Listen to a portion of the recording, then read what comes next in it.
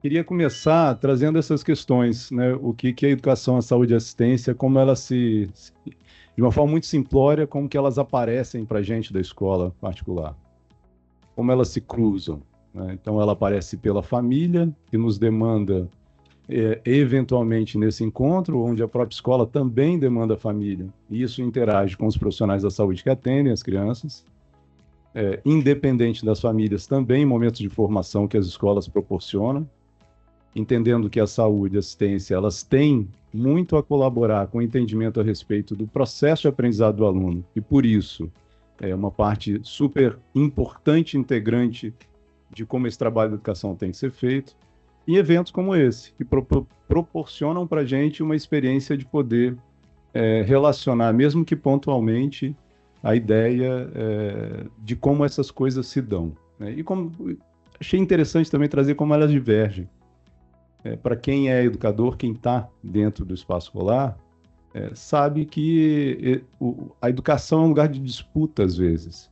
Então, isso é super natural, porque dependendo de onde você está, você tem seus interesses, seu trabalho, e isso faz com que você tenha de defender esse trabalho de algumas maneiras. Então, essa disputa ela é saudável. Lógico que existe um termômetro para isso. Mas a divergência ela também existe. Então, quando não se percebem os limites de atuação da escola ou do profissional de saúde, certamente alguma divergência ou algum conflito pode acontecer. E da mesma maneira, quando não se conhece o trabalho um do outro. Então, o estudo não está só para conhecer aquilo que me cabe, mas que também cabe o outro. Né? E assim se complementa. Se ajudam quando percebem que são complementares e precisam sempre conversar quando houver dúvidas sobre o trabalho ou dificuldades.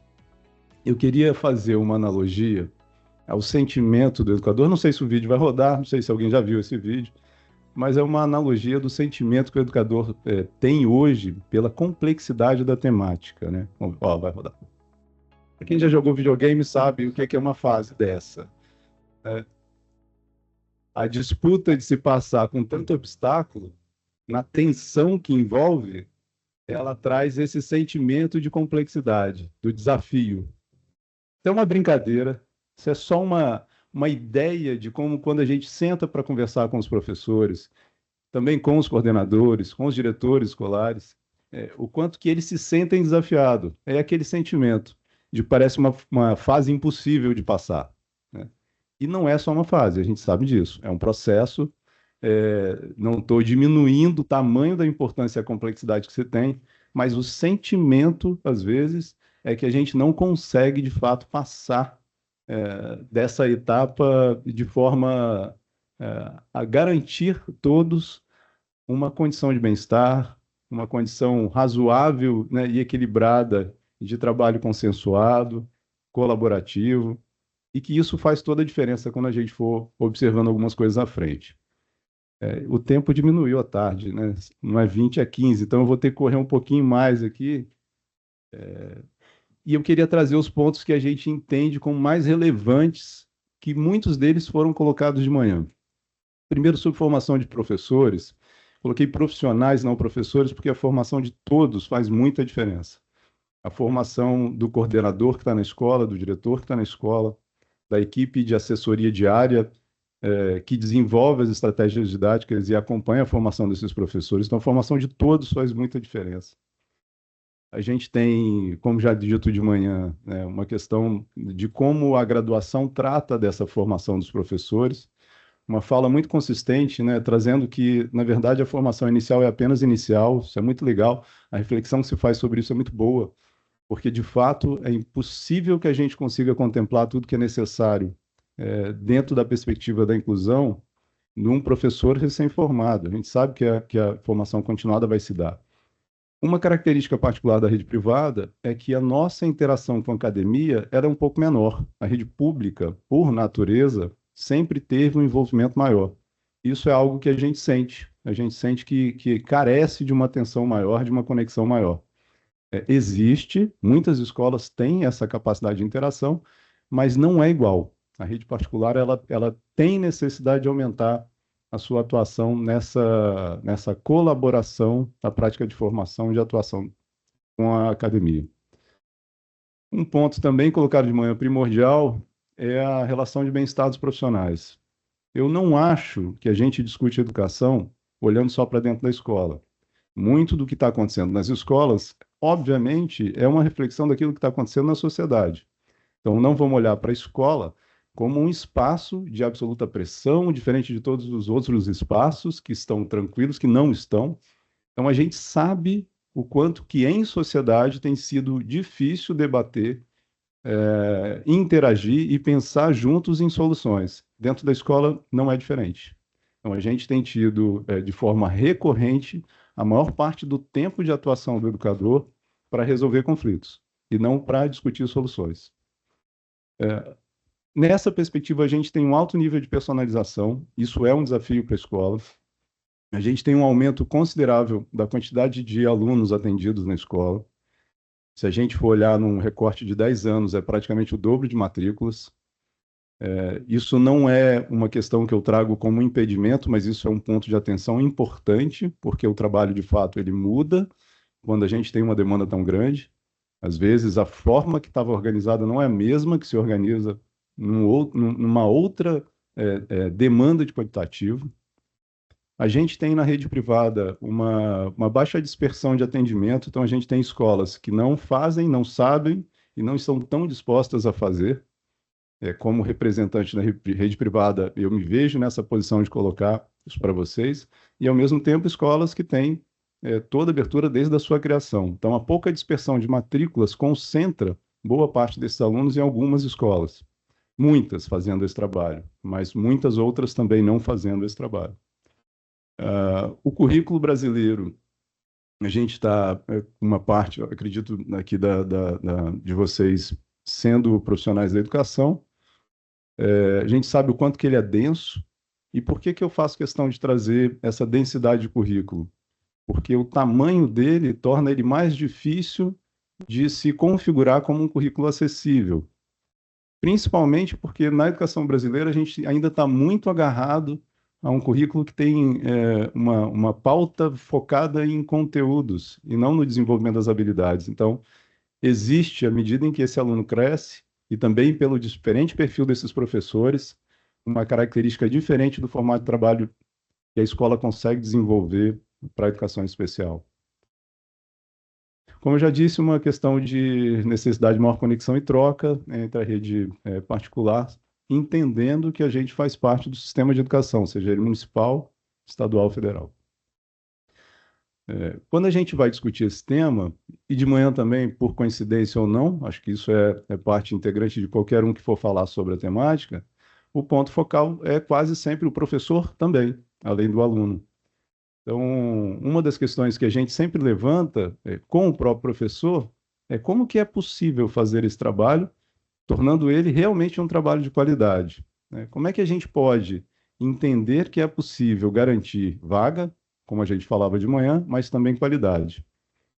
E um ponto que para a rede privada é sensível é que nos parece que estamos numa crise de desenvolvimento de profissionais, onde há uma carência de professores no mercado.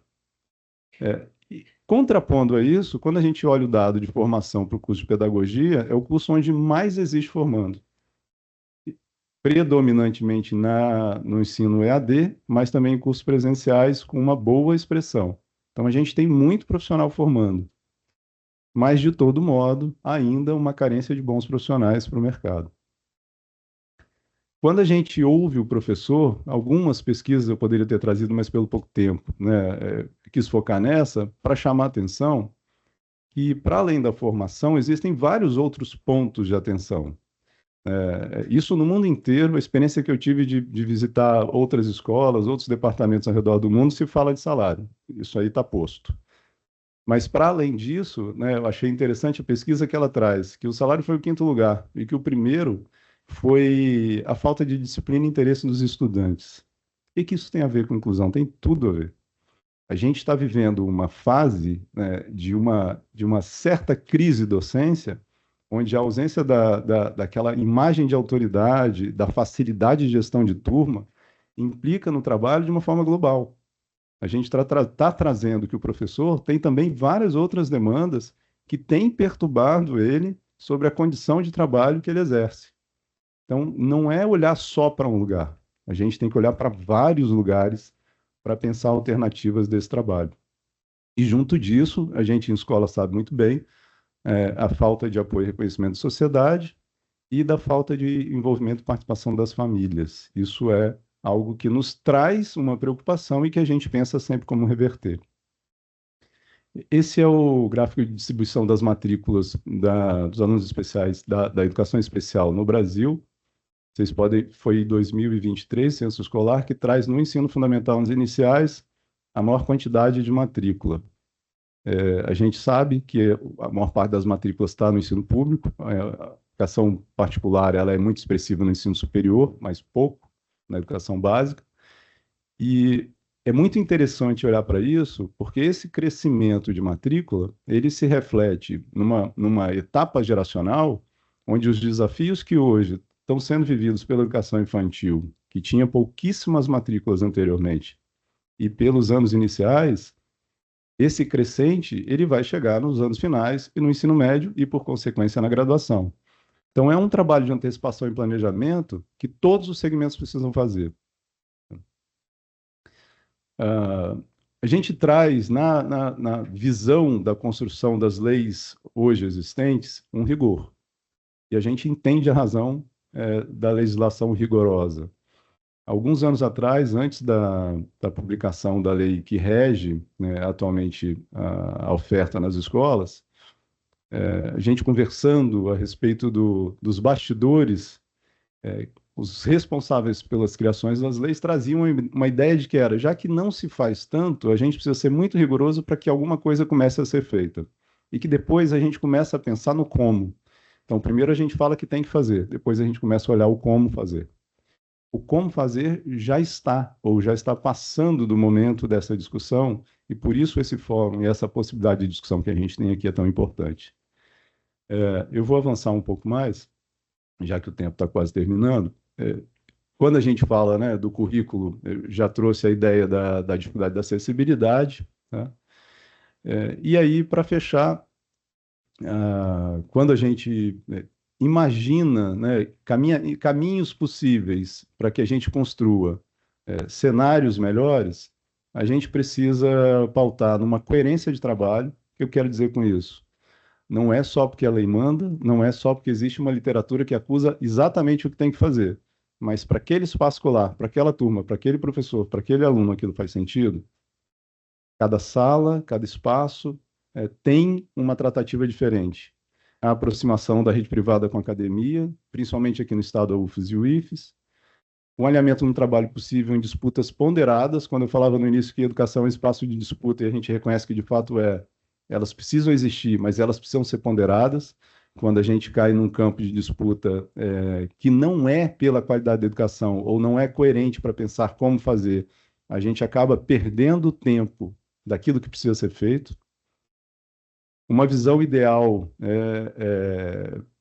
uma visão no ideal, mas o foco para o melhor trabalho de agora. Então, a gente vai sempre pensar qual é a forma perfeita de se fazer, mas o agora é aquilo que a gente entende que é possível fazer, e é possível, de fato, fazendo o melhor. E a necessidade de gerar meta. A educação precisa trabalhar com número, precisa entender número no sentido de avaliação, de métrica, para se entender esse trabalho e a evolução que ele tem.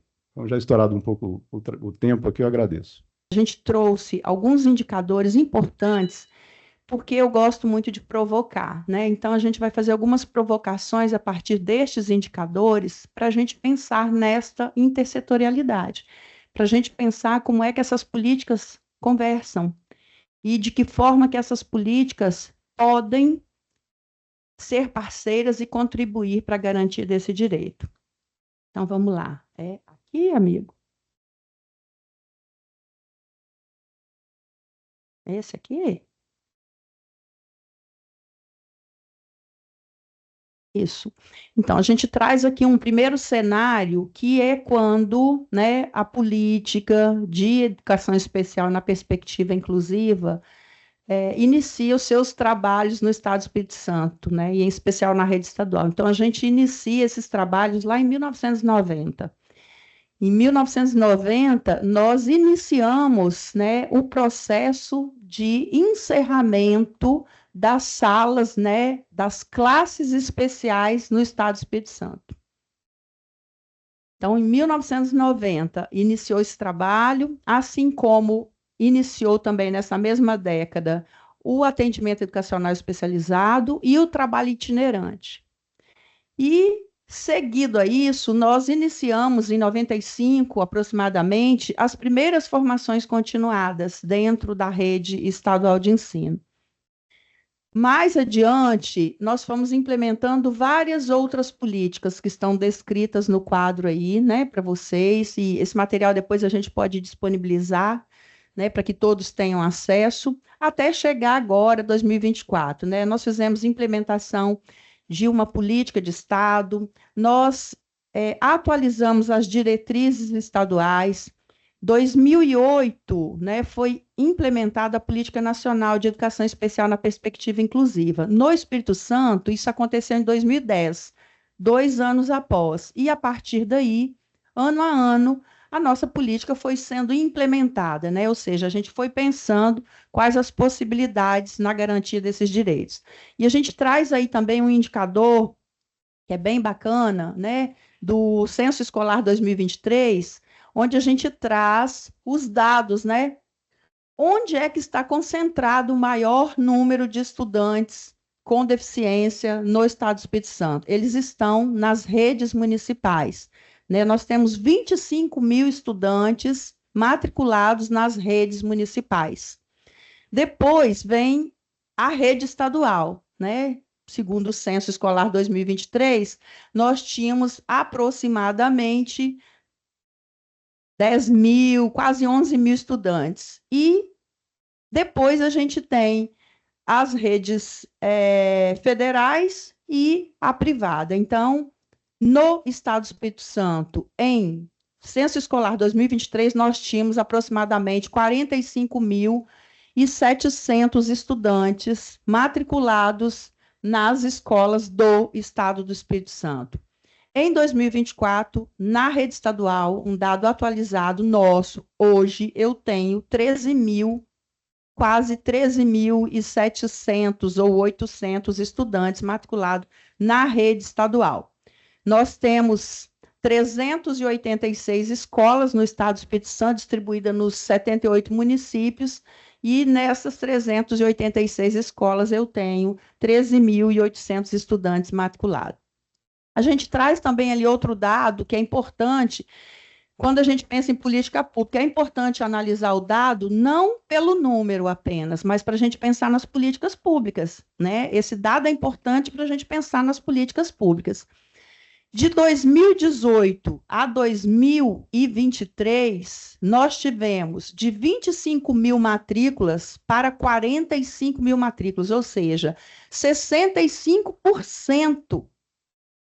Em 5 anos, o Estado do Espírito Santo teve um crescimento de 65% de matrículas de estudantes da educação especial nas nossas redes de ensino. É um número considerável. Isso significa que as nossas políticas de saúde, assistência, direitos humanos e educação precisam, mais do que nunca, estabelecer um diálogo. E pensando na rede estadual, né, como eu disse para vocês, qual é a política de atendimento, né? Porque nós temos uma política de atendimento, como todos os municípios também têm a sua política de atendimento. Primeiro, a gente precisa considerar um dado que eu penso ser muito importante. O Estado do Espírito Santo é composto por 78 municípios. Destes 78 municípios, apenas 29 municípios têm sistema municipal de ensino. E o sistema municipal de ensino, ele permite uma normatização própria de sua política. Os municípios que não são sistema, eles geralmente seguem as diretrizes da rede estadual, e muitos também não seguem. Então, nós temos município que não é sistema que não segue a diretriz da rede estadual. O Estado do Espírito Santo tem uma diretriz, ele tem uma política, e os municípios que são o sistema têm as suas políticas, que são implementadas a partir da política de Estado e da política nacional. E pensando na política de atendimento ao estudante com deficiência no Estado do Espírito Santo, a política do Estado, ela está desenhada desta forma que a gente apresenta para vocês. Nós temos as salas de recurso e o atendimento colaborativo, e é muito forte essa política aqui no Estado, né? O trabalho colaborativo, nós temos trabalhado muito em prol dele, porque a configuração das nossas escolas não são mais as mesmas. A sala de recurso é um dos espaços que a escola tem para garantir o direito deste estudante. É um, não é o único espaço. As nossas escolas estão, né? Nós temos uma política de nível nacional e aqui no Espírito Santo ela está numa fase de expansão assim forte, que é o tempo integral. A sala de recursos, lá em 2014, quando foi implementada nos estados brasileiros, né, quando a política começou a ser fortalecida, ela tinha um desenho. A escola de tempo parcial, no contraturno o estudante retorna para fazer o atendimento educacional especializado. Hoje, muitas salas de recurso de escola de tempo parcial não conseguem garantir mais esse direito, por conta de transporte, por conta de vários motivos aí que eu não preciso elencar. Né? Então, a sala de recurso não pode ser o único espaço, ela é um dos nossos espaços. O trabalho colaborativo é o que a gente tem implementado, que a gente vem trabalhando, porque o estudante é o estudante daquela turma, é o estudante da escola. Quem é regente nessa escola é o professor, não é o profissional especializado. Nós somos um complemento desse atendimento lá dentro da escola. Somos o parceiro do regente, somos o parceiro da escola. Temos um trabalho de qualificação técnica, um trabalho que a gente tem, a cada dia mais, a gente tem encontrado desafios para garantir esse direito do estudante. Também temos aqui no Estado garantido na nossa política o atendimento educacional em regime hospitalar. Para quem não sabe, não conhece, nós temos classes hospitalares, né, no Hospital Infantil e no IMABA. Eu tenho professores, pedagogos atuando dentro desses espaços para garantir o direito deste estudante com ou sem deficiência que está matriculado em uma determinada escola aí, ou de rede municipal ou estadual, que está internado em tratamento médico e que não pode ser interrompida essa escolarização. Então, eu atuo dentro dos hospitais. Nós temos o atendimento domiciliar para aqueles estudantes que fazem tratamento, acompanhamento, maioria das vezes de câncer, não podem estar presencialmente dentro das escolas. Nós temos o profissional lá dentro da residência desse estudante, garantindo o direito dele. Nós temos também aqui no Estado os nossos NEAPs, né? O NEAP é o Núcleo Estadual de Apoio Pedagógico à Inclusão Escolar, que ele atua diretamente nas escolas com os professores especializados e com os demais profissionais da educação básica que estão atuando dentro das nossas escolas. Nós temos aí, né, para vocês, distribuído por deficiência, o Estado trabalha apenas com a perspectiva do professor, né? Os nossos profissionais que atuam nas escolas, os profissionais especializados são todos professores com graduação, especialização, mestrado, doutorado, né? Nós não trabalhamos com estagiário, com monitor, e isso é algo que a gente sempre dialoga lá dentro do setor. E eu trago os números. Hoje nós temos aproximadamente 1.690 professores especializados atuando em todas as deficiências dentro das nossas escolas. E nós temos o profissional de apoio escolar, que todos conhecem como cuidador, né, que é o profissional responsável pela higienização, locomoção, alimentação desse estudante que requer um apoio mais individualizado dentro dos espaços que a escola oferece. Então, esse é o número de profissionais que a gente atua para garantir. E aí a gente traz um contraponto aqui, já quase terminando nossa fala, que é muito importante. Nós temos uma política, nós temos os profissionais contratados, né, localizados nas diversas escolas para garantir esses direitos, mas nós queremos trazer aqui, neste contraponto, 3 questões que nós entendemos ser muito importantes. Primeiro, a escola, ela trabalha com o estudo de caso. A escola é quem compreende quem é o estudante. A escola é quem pensa em quais estratégias e intervenções pedagógicas esse estudante precisa para que ele tenha essa permanência, essa aprendizagem dentro da escola. Um outro contraponto que a gente traz aqui é que a escola, através da avaliação diagnóstica e das demais avaliações que ela executa e realiza, ela tem condição, né, de ter esses indicadores de aprendizagem para pensar qual é a melhor intervenção, qual é a melhor proposta pedagógica para a garantia de direito desse estudante.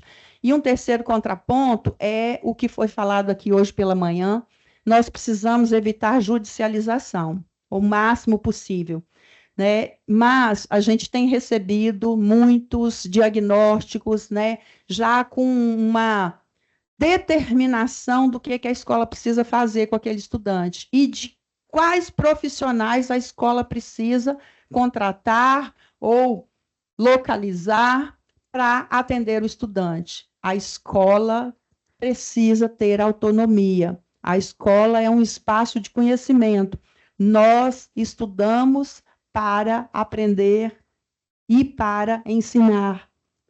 Nós precisamos ter esse direito garantido, não dar mais para a gente, enquanto secretaria, e aqui eu peço licença aos municípios, enquanto secretarias municipais, para atender determinações que vêm descritas em diagnósticos clínicos. Eu peço muito respeito para que nós tenhamos o nosso espaço garantido. A educação precisa ter o seu espaço. Não estamos aqui desmerecendo e nem reconhecendo a importância de cada profissional dentro da sua área de conhecimento, dentro da sua área de atuação. Não é isso. Nós precisamos, sim, da saúde, nós precisamos, sim, da assistência, dos direitos humanos, para garantir que esse estudante, que é um sujeito, é uma pessoa, tenha a sua educação, né, formal, garantida dentro dos espaços escolares. Mas nós precisamos atuar dentro do nosso espaço com os conhecimentos que nós temos. E já finalizando, né, dizer para vocês que a educação, ela tem um desafio muito grande, né, muito grande, porque dentro da escola a gente vivencia todas as situações possíveis e que a gente aqui reconhece muito a contribuição de todos os profissionais para que a gente possa desenvolver o melhor trabalho possível, mas nós precisamos, e aí eu vou reforçar, nós precisamos de liberdade, espaço e respeito e ética para que a gente possa, de fato, fazer com que a nossa educação seja de qualidade e que todos os nossos estudantes tenham a oportunidade de aprender e de vivenciar todas estas situações e desafios dentro do espaço escolar. Educação inclusiva é garantia de oportunidades. Educação inclusiva é garantia de acesso ao currículo escolar. Tá? Muito obrigada e nós estamos à disposição. As questões que vão falar muito de conceito, né, que foi até comentado hoje pela manhã, eu vou passar mais rapidamente, né, quando fala que a educação infantil ela é um direito garantido, né, na legislação, e aí como que nós, enquanto município, né, precisamos atender, e aí não ter esse olhar de atender a legislação, mas nós precisamos de ter um olhar de atender a criança, de atender o nosso estudante, que é essencial para o desenvolvimento pleno, né, de sua cidadania. E aí, quando nós falamos dos caminhos para a inclusão, né, nós vemos ali a questão importante de uma educação, né, da conscientização, né, de todos para que esse caminho percorrido, que ele seja de acesso, de aprendizado, né, que nós falamos hoje, já foi falado hoje muito pela manhã, né, que antes nós tínhamos o desafio do acesso, né, e hoje, que bom que está já para muito além do acesso, é falar de qualidade, né, de atendimento.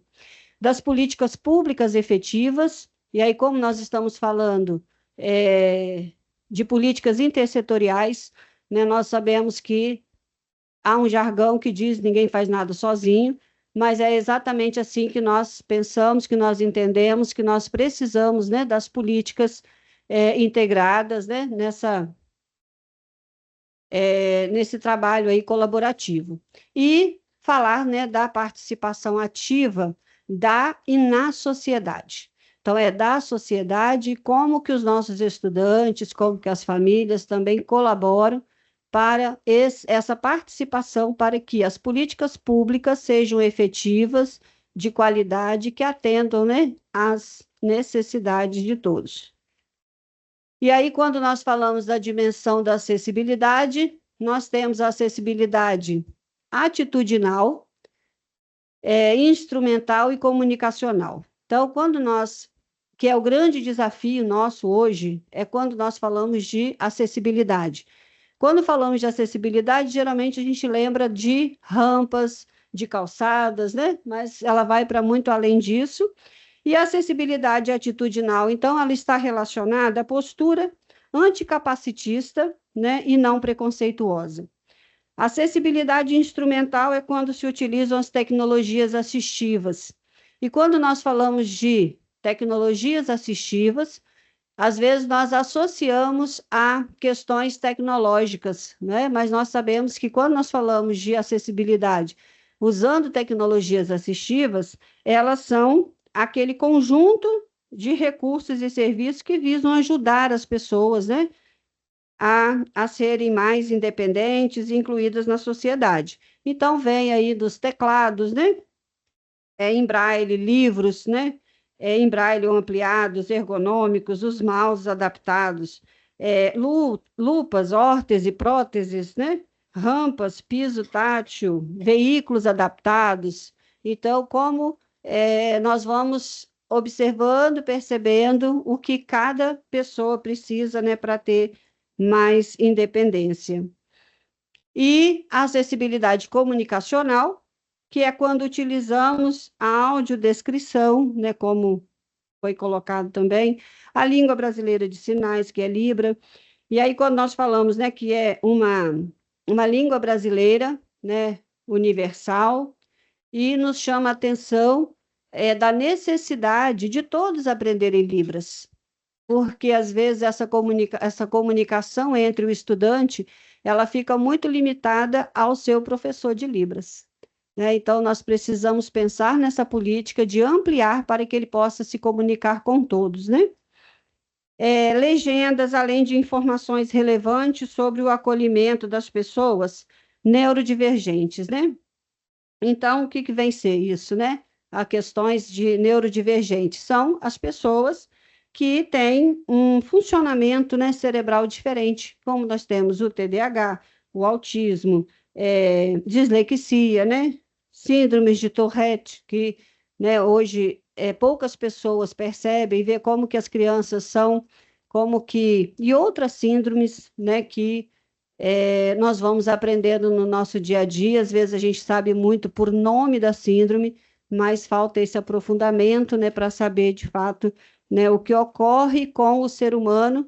E eu falo que quando a gente fala de dislexia, e aí assistimos aquele filme Como toda Estrela na Terra, e mostra ali, né, muito bem. Então, isso eu falo que falta às vezes, né, essa percepção do que acontece com a pessoa quando ela tem, né, com a mente, né, com o olhar, quando ela tem alguma síndrome.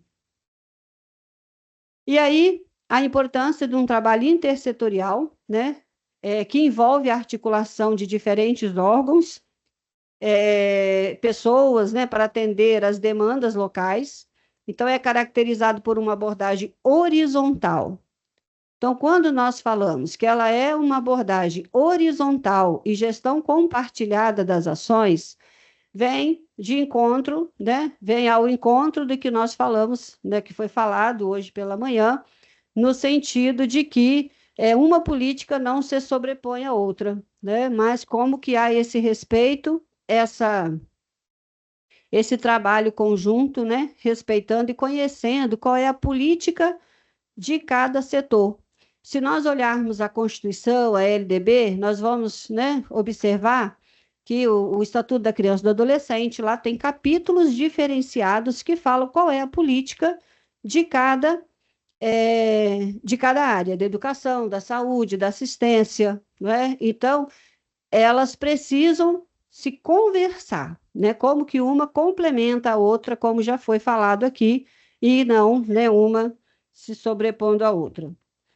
Com respeito à horizontalidade, né, nas relações, que aí é um dos princípios do trabalho intersetorial, compreensão das especificidades e objetivos de cada política, porque nós sabemos que nós vamos trabalhar num conjunto, de uma forma colaborativa, mas nós temos objetivos, né? Que se conversam, mas que são objetivos diferentes. E então, pensar nessa corresponsabilidade pela proteção social. E aí nós vamos falar do capacitismo, né? Que é esse combate e luta, né, pela inclusão, que é o combate à discriminação e a inclusão da pessoa com deficiência. Quando nós falamos, né, o que é o capacitismo, é uma palavra nova aí no nosso meio, né? O preconceito e a discriminação contra pessoas com deficiência, que se manifesta em atitudes práticas e barreiras que limitam a cidadania dessas pessoas. É o sistema de opressão que hierarquiza vidas humanas com base nos tipos e corpos, presumindo que a deficiência, né, implica alguma incapacidade. As formas de capacitismo, né, são atitudes discriminatórias, tratamento ou atendimentos inadequados às suas necessidades ou potencialidades, as barreiras físicas e arquitetônicas, formas de comunicação, né, também limitadas. E aí as consequências, né, do capacitismo é o que a gente vê ali, né, como que essas pessoas elas ficam à margem.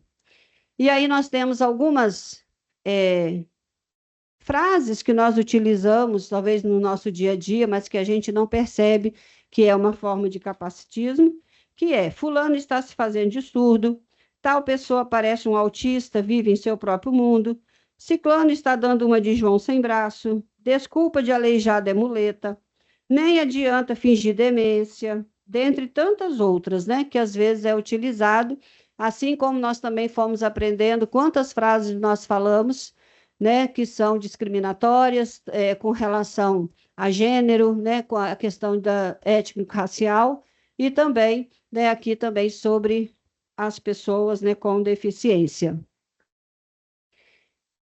E algumas atitudes, não deixar o colega, né, fazer determinada tarefa por achar que, por ter alguma deficiência, ele é incapaz, comentários pejorativos, resistência para se aproximar de pessoas por alguma deficiência, transtorno, síndrome, e dirigir-se aos cuidadores ou aos que acompanham os deficientes, negando a sua capacidade.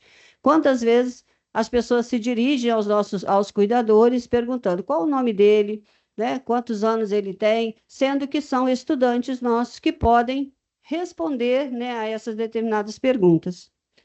E aí nós vimos aqui, né, para uma questão muito que já foi falado, né, bastante, que é a questão dos laudos médicos. Tudo que eu falar aqui tem aqui, né, alguns laudos, né, com essas questões. E aí há um diálogo em nível de Brasil, da necessidade de encontros entre os diversos setores, como este que acontece aqui hoje. E muitas vezes, quando a família solicita ou sugere inserir nos laudos médicos as limitações e necessidades pedagógicas ou tipo de atendimento que deseje para os seus filhos, até mesmo para comprovar as limitações de seus filhos ou de alguns de seus familiares.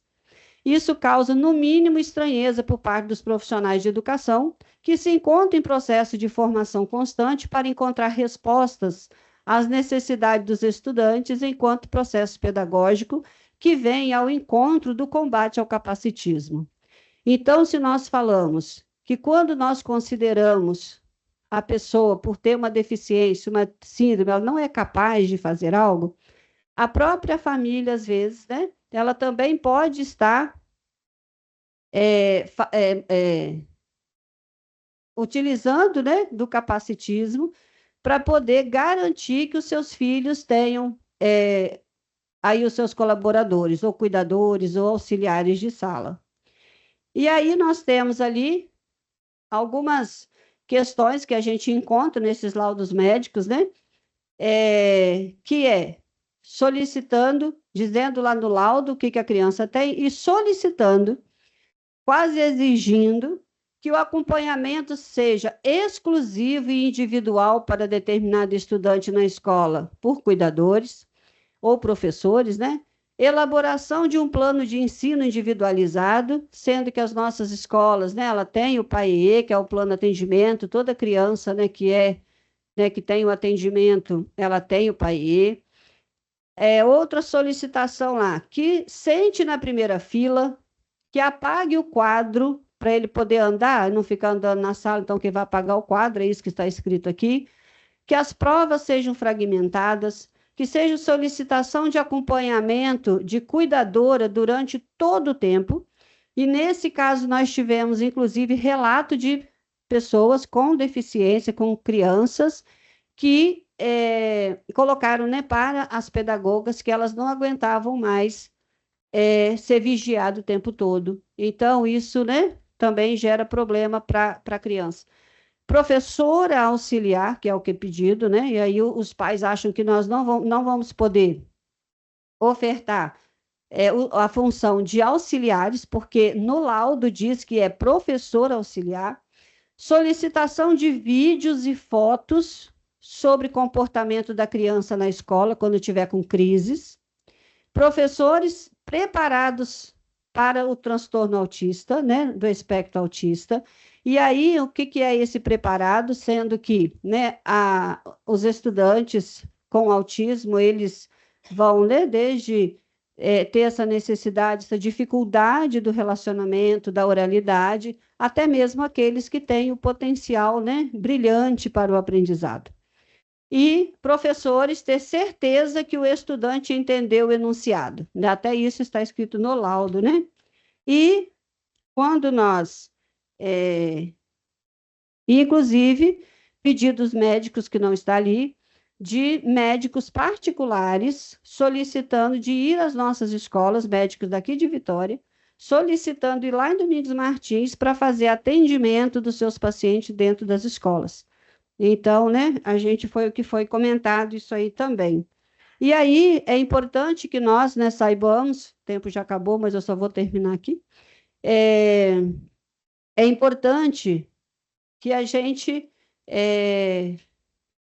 pense, né, e que reivindique esse direito da educação para ser respeitada, né, para ser respeitada a nossa função, a nossa prática de educadores, né, porque nós temos todo esse trabalho, toda essa formação para melhor atender e imaginar que nós que estamos com essas crianças todos os dias, né, que nós é que entendemos, o professor que está lá, né, com essa criança às 4 horas, os professores, os pedagogos, até para entender qual é essa aprendizagem significativa, né, para as nossas crianças. Então, é muito importante essa colaboração, esse trabalho intersetorial, mas que esses laudos eles venham contribuir para que nós saibamos, para que a educação saiba quais são as síndromes, quais são, né, os transtornos, a deficiência, para que a partir dela a gente aprenda. Porque quando chega com o laudo, principalmente já pronto, e às vezes a mãe chega com esse laudo e a criança ainda nem se matriculou. Então, nós não tivemos nem a possibilidade de conhecer a criança e já chega o laudo primeiro, né?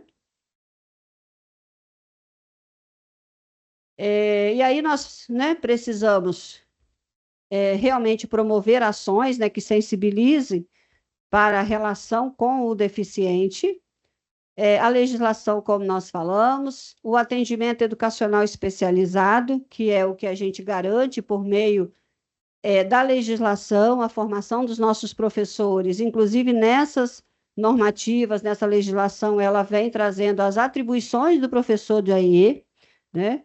E, né, esses objetivos e metas da política intersetorial, que é o melhor atendimento, né, de um trabalho colaborativo. E aí fica ali, então, para terminar, a indagação quanto à palavra deficiente, que quem é o deficiente? É a pessoa ou o ambiente que não lhe permite acesso por ainda manter a oferta, cultura, visão de um mundo baseado na pessoa sem deficiência, permanente ou temporária, né? Sem transtorno, síndrome ou outros que possam impossibilitar de exercer o seu direito à cidadania. E aí, né, ali, dizendo que todo espaço que não permite acesso a todas as pessoas é um espaço deficiente. E aí, nós já avançamos, mas ainda são muitos os desafios, né, para enfrentarmos, para superarmos. Essa luta contra o capacitismo, junto podemos construir uma sociedade mais justa e igualitária e dizer que o lugar da pessoa com deficiência, com transtorno, né, para todas as crianças, todos os jovens, todos os adultos, né, ali especialmente, né, os nossos estudantes, lugar de pessoa com deficiência é onde ela quiser. Muito obrigada. Eu sempre fico assim, né? Eu trabalho há muitos anos na educação, 30 anos na educação, e sempre fico assim, depois que a gente prepara uma apresentação, a gente quer jogar lá fora, porque tem muitas outras coisas para se discutir a partir do que foi levantado, né? Mas, enquanto Ministério da Educação, a gente tomou uma decisão de trazer um pouquinho as políticas que a gente vem desenvolvendo, porque a gente só consegue fazer intersetorialidade quando a gente sabe o que a gente está fazendo. Quando a gente não entende direito, como foi falado, né, de manhã, quando a gente está um pouco titubeante, assim, qual é a função da escola, às vezes a gente pensa na intersetorialidade como uma tábua de salvação para alguma coisa que a gente não está conseguindo fazer. Então, a gente optou por trazer um pouco das políticas que o Ministério vem desenvolvendo, né, para a gente pensar, a partir da educação, quais são os diálogos necessários com as outras áreas, né? Então, se colocar nessa posição firme, né, de não abrir mão do que a gente precisa fazer dentro para garantir esse direito, que é o direito à educação.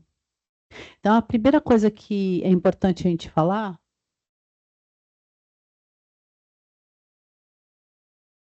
é que os direitos humanos, eles são indivisíveis e indissociáveis. Portanto, a ideia de intersetorialidade, ela está posta, né?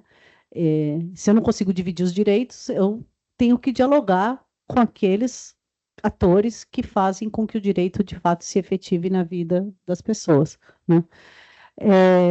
Então, em setembro do ano passado, a gente reafirmou a Política Nacional de Educação Especial na perspectiva da educação inclusiva, PNP, né? E por que a gente reafirmou essa política? A gente estava conversando na hora do almoço, né, Giovanni, que a manutenção das diretrizes é importante para que a gente, de fato, colha frutos numa política, né? A gente pode mudar as estratégias, porque a realidade muda com o tempo, a gente pode mudar um pouco nossas formas de fazer, mas manter as diretrizes é importante para que a gente possa, de fato, dar conta de efetivar o direito à educação para todas as pessoas, sem exceção, né? O fato da gente chamar uma política de educação especial, que é uma modalidade de ensino, de política nacional de educação especial na perspectiva da educação inclusiva, significa que educação especial e educação inclusiva são coisas diferentes, mas que andam juntas. Na verdade, todas as nossas políticas deviam ter esse finalzinho, né? Política Nacional de Educação Infantil na perspectiva da educação inclusiva. Política Nacional na perspectiva da educação inclusiva. Porque a ideia de todas as políticas educacionais é que ninguém fique de fora. como diz lá no ODS, é que isso seja posto para todas as pessoas, né? Então, a ideia da política de educação especial é atender um determinado público, porque ela é uma modalidade de ensino, né? Então, todo o financiamento dela vai para determinado público. Por isso que tem a fala do público-alvo. A gente quer tirar o alvo, mas enfim. Mas é um público da educação especial. Qual é esse público?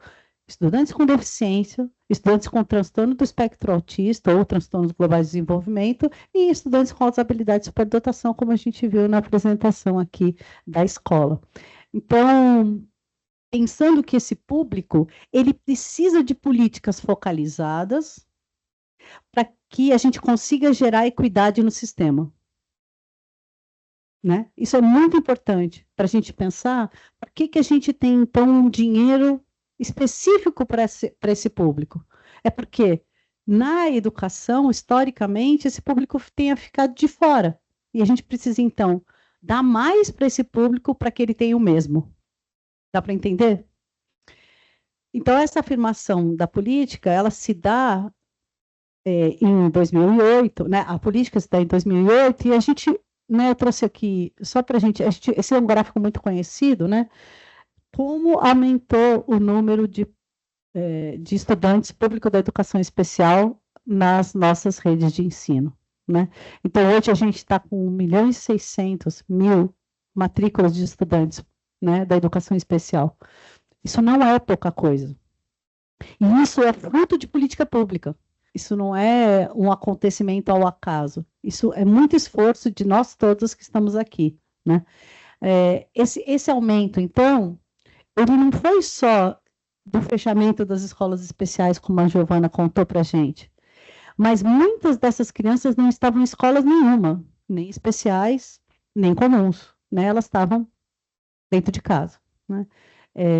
Ou internadas em alguma instituição. Então, porque se vocês perceberem na curva, a curva ela muda, né? O ângulo, ele não, a conta não fecha se a gente pensar só que foram fechamento das classes e escolas especiais, porque praticamente permaneceu a mesma coisa ao longo desses anos todos, mas cresceu muito o número de estudantes dentro das escolas comuns. Então, as matrículas em classes comuns, elas quadruplicaram, e as matrículas em classes exclusivas reduziram pela metade. Então, daí a gente percebe que essas crianças não estavam em nenhuma escola, né? O direito não estava garantido de forma nenhuma. Então, essa ideia nossa, né, às vezes, a escola especial ela é mais aberta, né, ela atende a todos. Não, isso não é verdade, né? A história mostra que isso não é verdade, né? Então, de 2008 a 2022, a gente aumenta muito o público, aumenta em 219% o público. E eu trago esse quadro porque hoje a gente tem um desafio posto pelo aumento de matrículas de estudantes com autismo, né, dentro das nossas redes, mas a prevalência ainda é de deficiência intelectual, né? Então, quando a gente percebe esse público, a gente tem que olhar para todo ele, não só para determinadas especificidades. Até porque, né, gente, ninguém falou aqui, mas eu vou comer um pouco do tempo. Nossa, já 6 minutos. Eu não vou conseguir. É fato. Quero saber quanto... Eu vou chorar. Eu falei que eu ia chorar. Vou chorar. Não, eu vim de Brasília, gente. Eu já comecei a chorar. Não, vou me concentrar. A gente, quando fala de deficiência, a gente, às vezes, fala de deficiência como se fosse um grande grupo uniforme. E não é. A nossa vivência diz que não é, mas quando a gente fala sobre isso, parece que uma política vai dar conta de todas essas pessoas, né? Isso não é verdade, isso não é fato, porque a vivência da deficiência, ela é muito específica e ela é transpassada por questões de raça, etnia, condição social, gênero, né? Por isso que a gente pode falar que ela é uma política transversal, ela é transversal, inclusive, socialmente, né? Ser uma mulher negra, pobre, com deficiência, é muito diferente de ser um homem branco, rico, com deficiência. É muito diferente. Mas os dois têm deficiência. Sim, os dois têm deficiência, mas as vivências são muito diferentes. Por isso que o laudo não nos adianta muita coisa. É um direito, Laudo é direito de todas as pessoas, mas ele não nos adianta para resolver as iniquidades educacionais e nem sociais.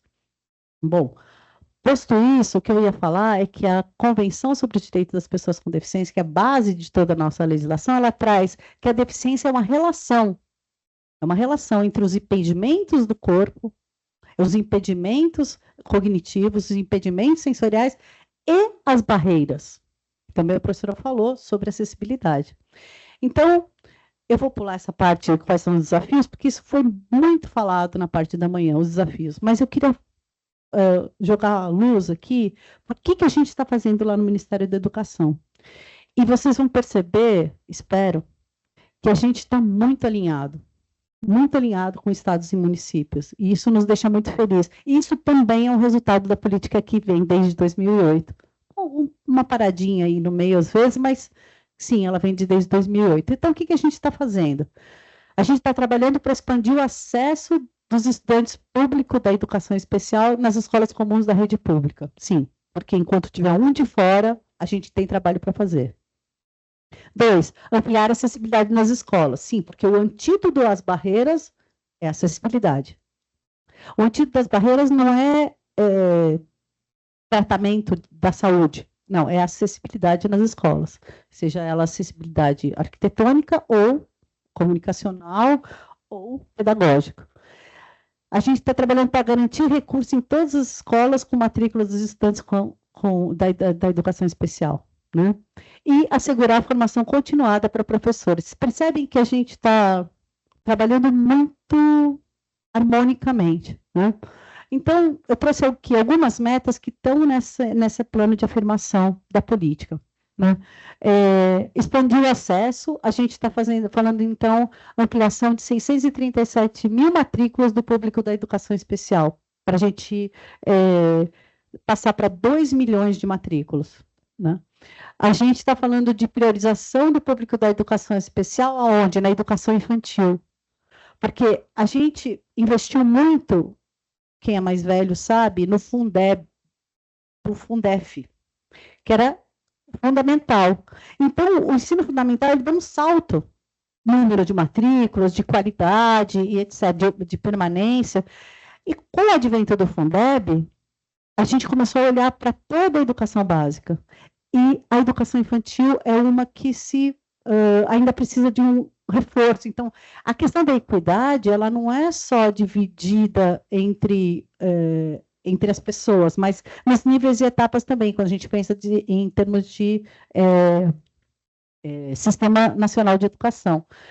Ampliar a acessibilidade das escolas, a gente está entregando, então, 1.500 ônibus acessíveis, né, aos entes federados, e garantindo, olha que interessante, antes era o Ministério da Educação que cuidava da questão da acessibilidade arquitetônica das escolas. Hoje, esse programa ele passou a ser composto, integrado no no PAC, que é o Plano de Aceleração do Crescimento. Por quê? Porque qualquer próprio público tem que sair com acessibilidade, né? Então, não é o Ministério da Educação que tem que ver se a escola tem acessibilidade, esse é um projeto de país, não é só um projeto do Ministério, né? E isso já diz sobre intersetorialidade. Num outro âmbito, mas já diz. Garantir recursos para a EE, né? A nossa ideia é dobrar o número de escolas que recebem recursos e materiais para atendimento educacional especializado. Então, esses são os números do Espírito Santo. A gente entregou, né, em 2023, 3 milhões em recursos para aquisição. Esses recursos eles chegam e são descentralizados nas escolas, ou seja, a gente fomenta que seja feita uma análise do contexto e que se adquiram recursos e materiais de acordo com a realidade das escolas. Sim, porque uma escola indígena pode ser um tipo de material que é diferente de uma escola quilombola ou de uma escola urbana, enfim. Em 2024, a gente tem já pagos, né? Por isso que o número é baixo, porque 2024 tem o período eleitoral e tal, então a gente tem até o final do ano para pagar 240 mil, mas no total empenhado está 3 milhões. Então, vocês percebem que a gente tem mais ou menos um pouquinho mais de 3 milhões e meio e quase 3 milhões e meio aí nos 2 anos. Então, são 7 milhões de reais, né, para aquisição de materiais. Então, tudo isso via PDDE, né, que é o Programa Dinheiro Direto da Escola. Por quê? Porque as soluções, muitas vezes, para as nossas questões educacionais, estão aonde? Na própria escola, e devem constar do projeto político-pedagógico de cada unidade escolar, né? Então, o Ministério da Educação tem tentado fazer grandes diretrizes, mas descentralizando na medida que é possível. E em relação à formação de professores, e eu vou acabar aqui, só mais um ou dois, talvez, que, ineditamente, gente, onde que acontece a inclusão escolar? Na escola. E dentro da escola acontece aonde? Na sala de aula. Não é na sala do AE, né? A sala do AE é um equipamento que dá suporte, apoio, né? Tudo isso que a gente sabe, acessibiliza currículo, bom, tudo que a gente sabe que faz. Mas acontece na sala de aula. Bom, se eu não faço formação de professor da sala de aula comum, tá furado, né? Alguma coisa não vai bem. Então, ineditamente, a gente, né, 2024, 25 e 26, a gente vai abrir 1.250.000 vagas para cursos, para professores, especificamente para professores da sala de aula comum. Essa é uma virada que parece comum e trivial, mas não é, né? Mas não é. Nós estamos dentro de uma diretoria de educação especial e a gente, então, se arvorou a abrir 250.000 vagas agora, 500.000 vagas no ano que vem e 500.000 vagas no ano que vem, no 2026. Então, são 1.250.000 vagas a partir de onde? Através de quem? Das universidades federais. O que o Ministério faz? O Ministério descentraliza recurso para as universidades federais, e as universidades federais, então, oferecem as vagas.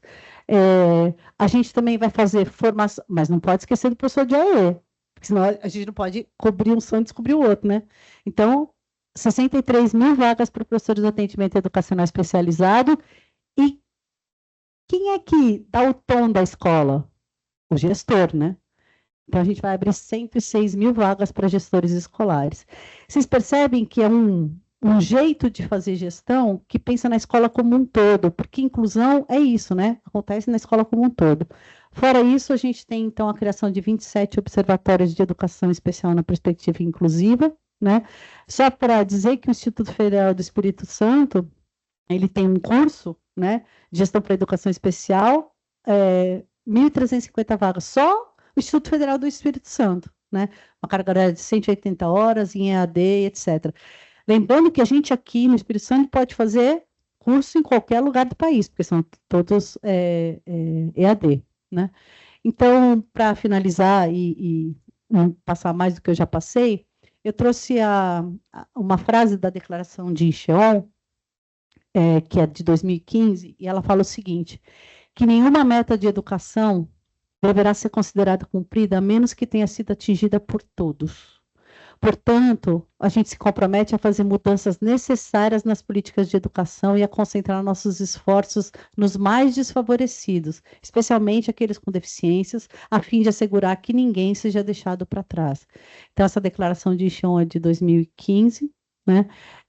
Ela se alinha totalmente com a perspectiva inclusiva, né, da educação especial e não só, e eu fico por aqui e já me coloco à disposição do Ministério da Educação para responder as perguntas, que eu espero que venham em bastante número. E eu quero abrir um parênteses aqui, porque hoje de manhã nós vimos aqui muitas angústias, né? E Fritz Perls, eu sou gestalterapeuta, né? Diz que quando um organismo está em crise, busca homeostase, busca equilíbrio. E haver essas questões angustiantes é importante para que a gente busque uma saída, um equilíbrio, uma resposta adequada para isso. E nós precisamos entender os papéis nesse campo, né? Existe o papel do pedagogo, o papel do professor, e em alguns estados aí, como aqui no Espírito Santo, através do APOI, está sendo inserido o psicólogo e assistente social no campo escolar. E quando a gente entende bem os papéis de cada um, não há conflito. Porque eu não sou assistente social, eu sou psicólogo. Eu não sou pedagogo, eu sou psicólogo. Eu não sou... eu sou professor também, universitário, e fui da CEDU também. Então, nesse espaço, nesse ambiente escolar, se cada um de nós exercermos nossos papéis em harmonia e interação, nós vamos desempenhar bem os nossos papéis. Nós vamos exercer bem o que nos propomos a fazer no ambiente escolar. E quando a gente pensa em criança com deficiência, a gente precisa, mais do que nunca, entender que ela é mais do que a sua deficiência. Ela é uma pessoa. Ela é um ser no mundo. Deixa eu ver se eu consigo aqui. É de baixo? Vamos lá. Será que está ligado? Está ligado. Oi? Então, ela é um ser no mundo, uma pessoa que está no ambiente. E existe o mundo familiar e existe o mundo da escola e o mundo social. Eu também exerço a área de psicologia social, eu tenho o PhD em psicologia social, e eu gosto muito da área humana. E a gente precisa levar em conta que nós e o meio somos uma só coisa. Não existe separação entre nós. Eu faço parte do meio onde eu estou inserido. E Fritz Perls ele vai dizer assim, nós e o meio somos uma só coisa, não podemos olhar sem ter algo aonde olhar, não podemos respirar sem ter ar, não podemos viver sem parte da sociedade. Portanto, não podemos certamente observar um organismo como se ele fosse capaz de funcionar em isolamento. Nós não podemos. E quando nós pensamos nisso, nós não podemos deixar de levar em consideração que nós somos ser que nos conectamos com o outro e que o outro se conecta conosco. Nesse sentido, Kurt Lewin ele nos fala da postura que o indivíduo ele tem em torno, nunca deve ser visto de forma isoladamente. Ou seja, eu e você somos tocados um pelo outro. É o lugar do encontro, da interação, é o lugar do contato. E eu e você nos tocamos constantemente. Buber, ele vai falar da relação eu-tu e da relação eu-isso. E nessa relação eu-tu, ele se refere a um encontro do eu de pessoa para pessoa. E que o tu é o mundo em que essa pessoa se encontra. Martin Buber ele traz a relação do constituído dos dois seres que se comunicam e se dialogam entre si. Eu e você somos tocados mutuamente. Eu e você precisamos nos conectar constantemente, trocar constantemente. E quando a gente pensa no ambiente escolar, é o ambiente da troca, é o ambiente do contato, é o ambiente da interação, é o ambiente do diferente. Nós somos iguais enquanto humanos, somos diferentes enquanto pessoas. Somos indivíduos únicos. Não existe nada, absolutamente nada, igual a você. E eu quero convidar você a fazer um exercício. Olha para sua mão. Olha para sua mão. Olha para ela. O que há diferente na sua mão? Qual? Os dedos. E por que será que os dedos são diferentes? Porque o indicador, anular, polegar é diferente. Porque só esses dois dedos conseguem fazer o movimento de pinça. É um movimento neurocerebral. Se uma criança até 5 anos de idade não consegue fazer esse movimento de pinça, tem algum problema neurológico nele. Então, assim como os nossos dedos são diferentes, mas eles são úteis uns aos outros, eu e você, embora possamos ser diferentes, você precisa de mim, eu preciso de você. Eu preciso do professor, passei pela classe, eu fui alfabetizado. Eu precisei do meu professor da UFES, eu fiz UFES. Eu precisei do meu professor do Mackenzie, eu fiz mestrado no Mackenzie. Eu precisei do meu professor em Buenos Aires, eu fiz doutorado lá. Morei lá 1 ano. Eu preciso do outro e o outro precisa de mim. A relação humana é uma relação de troca. É uma relação de constante movimento entre si. Então, na escola se desenvolve relacionamentos. Relacionamento do aluno com o professor, do professor com o pedagogo, do pedagogo com o gestor.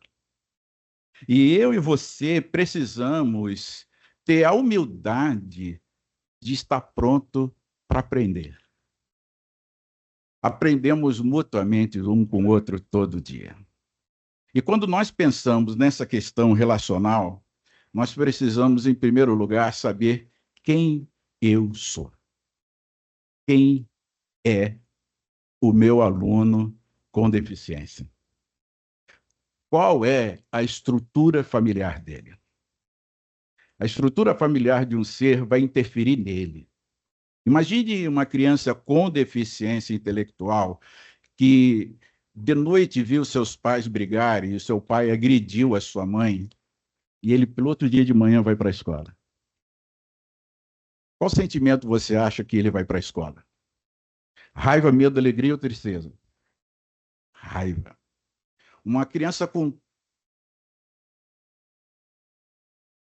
hiperatividade, TDAH, ou uma criança com transtorno opositor desafiador, vê uma cena dessa em casa, e o pai ainda agredi-lo também, às vezes, como você acha que ele vai para a escola no outro dia de manhã? Uma criança com fome não tem um bom desempenho acadêmico? Uma criança com a carteira ergonomicamente não tão correta vai influenciar no aprendizado dele? A iluminação da escola vai influenciar no aprendizado dele? Então, nós encontramos uma série de fatores que estão intrinsecamente ligados ao ser e que o afetam, que o tira do equilíbrio. E eu e você somos impactados por elas, pelo que elas falam. Nós somos os únicos seres nesse planeta capazes de falar. E a minha fala, ela impacta no outro. A minha fala, ela pode ser positiva ou negativa, apreciativa ou não. A nossa fala pode ser agradável ou desagradável. E a nossa palavra pode ter significados diferentes. Existe manga-fruta, manga de camisa. Existe lima de esmerilhar e existe lima-fruta. E existem significados diferentes para a mesma palavra. Se eu fumo e peço a alguém um cigarro, eu digo fogo. Mas se eu vejo um incêndio, eu digo fogo, fogo. Mas se você é botafoguense, está lá no Maracanã, na final do campeonato, com o Flamengo, fogo, fogo. Então, as nossas palavras, elas podem ter significado diferente e impactar de forma diferente as pessoas. E aí eu preciso entender que crianças e pessoas com deficiência têm sentimentos.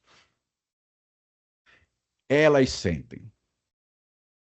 E existe um estudo da Universidade Berkeley, da teoria das emoções, que aplica 4 emoções básicas: raiva, medo, alegria, tristeza. E todas essas emoções, elas apontam para necessidades básicas também.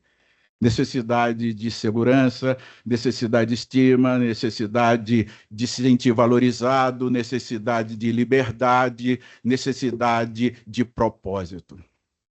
Então, quando você e eu temos alguma manifestação emocional, uma necessidade está sendo apresentada. Então, se uma criança autista está nervosa, agitada, que sentimento está ali presente? E qual é a necessidade dela?